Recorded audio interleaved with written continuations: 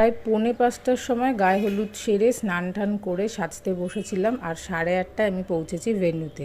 সেই সময় যে আমি কি টেন্স ছিলাম বলে বোঝাতে পারবো না। মাম্পিতাও ফুটেজটা নিয়েছে।